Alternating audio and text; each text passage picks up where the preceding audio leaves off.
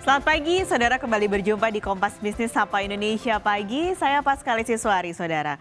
Saudara, di tengah ancaman krisis ekonomi global, Indonesia masih bisa bernafas lega.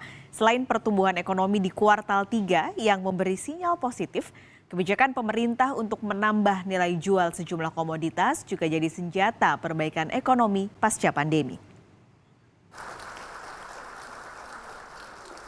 Presiden Joko Widodo hadir bersama Menteri Keuangan Sri Mulyani Indrawati dalam acara tahunan UOB Indonesia di Ballroom Hotel Kempinski, Jakarta Pusat.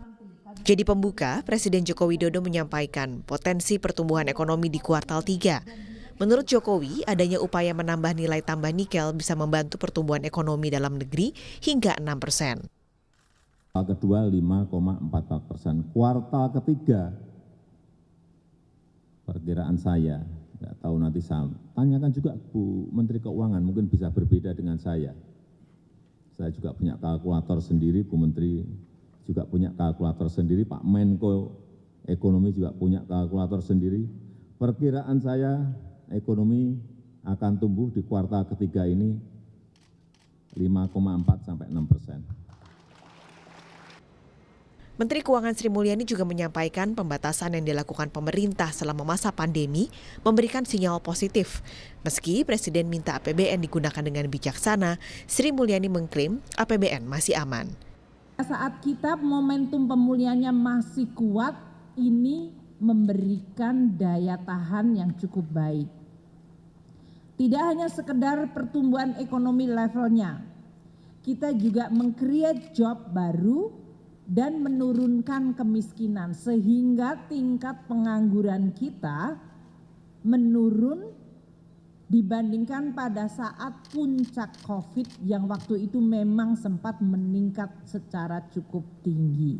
Demikian juga dengan kemiskinan. Bukan hanya stimulus dari pemerintah, perbaikan kondisi ekonomi dalam negeri juga bisa didorong dengan mulai membangun kerjasama dengan negara-negara lain. UOB Indonesia mengambil peran sesuai dengan tema yang diangkat, Emerging Stronger in Unity and Sustainably. UOB Indonesia berharap bisa jadi katalis untuk perantara kerjasama.